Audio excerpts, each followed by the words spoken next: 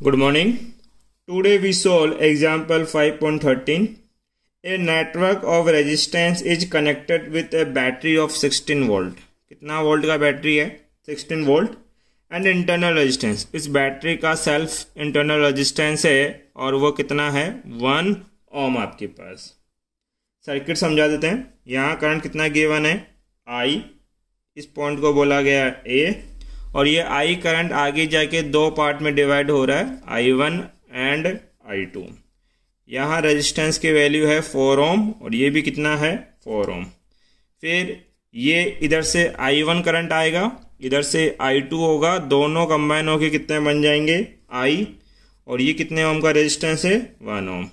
इस पॉइंट को बोला गया B और इस पॉइंट को C. फिर से ये I दो पार्ट में डिवाइड होगा, इस करंट को बोला I3 और ये है आपके पास I4. ये कितना है? 12 ओम रेजिस्टेंस और ये कितना है? 6 ओम रेजिस्टेंस. और दोनों करंट कंबाइन होके वापस क्या बन जाएंगे बेटा? I. क्वेश्चन कह रहा है find the equivalent resistance of the network. देखिए ये तो बैटरी के एलिमेंट है. किसके एलिमेंट है? बैटरी के. इसको छोड़ के जो भी है वो हमारा क्या बोला जाता है? नेटवर्क. तो नेटवर्क में बोले तो ए से लेकर इस पॉइंट को क्या बोला गया है? डी. ए से डी तक का इक्विवेलेंट रेजिस्टेंस कितना है? पहले हमें ये कैलकुलेट करना है. तो बड़ा आसान है. ये दोनों रेजिस्टेंस कौन से फॉर्म में कनेक्टेड हैं? पैरेलल में. और जब पैरेलल में होते हैं तो इक्विवेलेंट निकालने का तरीका आपको पता है, R1 multiply R2 upon R1 plus R2. और सीरीज में कैसे कैलकुलेट करते हैं? R1 plus R2 plus R3 आपके पास. ध्यान दीजिए इधर, इन दोनों को सोल्व करेंगे. कौन से फॉर्म में है? पैरेलल फॉर्म में है. तो इस फॉर्मूले के अकॉर्डिंग क्या हो जाएगा? 4 मल्टीप्लाई 4 अपॉन 4 प्लस 4 कितना? 8. कितने टाइम्स? 2. और ये कितने टाइम्स? 2 टाइम्स. मतलब इसका सॉल्यूशन कितना होगा आपके पास? 2 ओम. मैं वापस कनेक्ट कर देता हूँ यहाँ पे 2 ओम. और ये ए पॉइंट है और ये कौन सा पॉइंट है? बी. उसके बाद कितना है आपके पास? 1 ओम का रेजिस्टेंस है ये कितना है? 1 ओम. अगेन आपके पास 12 और कितना है? 6. ये दोनों पैरेलल में है. इनका सॉल्यूशन क्या होगा? 12 मल्टीप्लाई 6 अपॉन 12 प्लस 6 कितना होता है? 18. कितने टाइम्स? 3. और ये कितने टाइम्स? 4. रिजल्ट कितना आएगा? 4 ओम.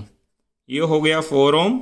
ये सी पॉइंट है और ये कौन सा पॉइंट है? डी. ये आपके पास 16 वोल्ट की बैटरी और ये इसका इंटरनल रेजिस्टेंस 1 ओम. अब बताइए ए और डी, ए से लेकर डी तक का क्या कैलकुलेट करना है? इक्विवेलेंट है रेजिस्टेंस. तो किस तरीके से ये तीनों रेजिस्टेंस कौन से फॉर्म में कनेक्टेड हैं? ये तीनों हैं आपके पास सीरीज के अंदर. और सीरीज में फॉर्मूला क्या होता है? R1 plus R2 plus R3. That mean 2 plus 1 plus 4. Total कितना हो जाएगा? 7 ओम. तो फर्स्ट पार्ट का आंसर तो आ गया. कितना? 7 ओम. अगर मैं बोलूं टोटल रेजिस्टेंस कितना है, तो टोटल रेजिस्टेंस, देखिए यहां तक टोटल रेजिस्टेंस में इसका इंटरनल रेजिस्टेंस भी इंक्लूड होगा. तो यहां से लेके यहां तक कितना है? 7 ओम.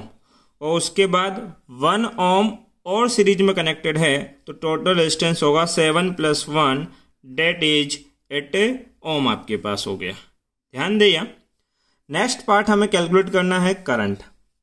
तो ये करंट कितना होगा? सबसे पहले हम टोटल करंट निकालते हैं. Total current that is I. Total current होगा total resistance upon total voltage upon total resistance. तो इक्विवेलेंट वोल्टेज कितना है? 16. इक्विवेलेंट रेजिस्टेंस कितना आया? 8. कितना हो जाएगा आपके पास? 2 एम्पियर.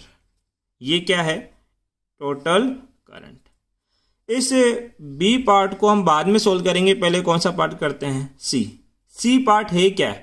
सर ए और बी पॉइंट के बीच का पोटेंशियल ड्रॉप, बी और सी पॉइंट का पोटेंशियल ड्रॉप और सी और डी पॉइंट का पोटेंशियल ड्रॉप. मुझे एक बात समझाएं आप लोग, यहाँ करंट कितना जा रहा है I, इसकी वैल्यू कितनी है 2 एम्पियर। इस 2 ओम में भी 2 एम्पियर जाएगा, 1 ओम में भी 2 एम्पियर करंट फ्लो करेगी और 4 एम्पियर में भी कितना करंट फ्लो करेगा 2 एम्पियर। तो वोल्टेज होता क्या है, तो मैं इसका थर्ड पार्ट सोल्व कर रहा हूं। पहले थर्ड पार्ट क्या होगा आपके पास, वोल्टेज होगा VAB। VAB का मतलब है A से B के बीच में रेजिस्टेंस कितना है 2।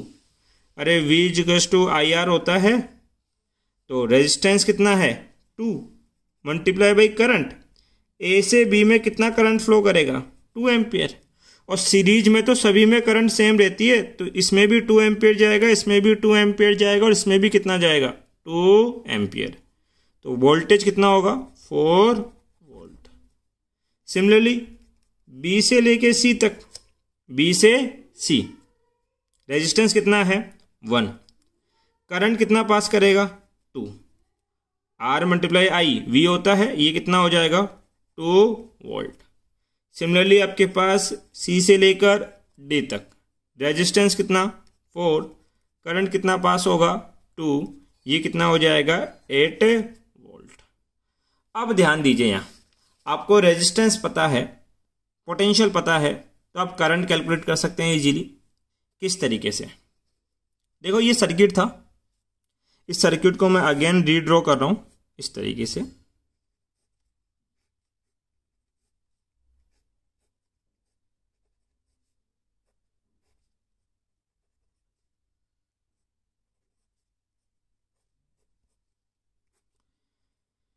यहां जाने वाला करंट I1 है और यहां जाने वाला करंट कितना है I2।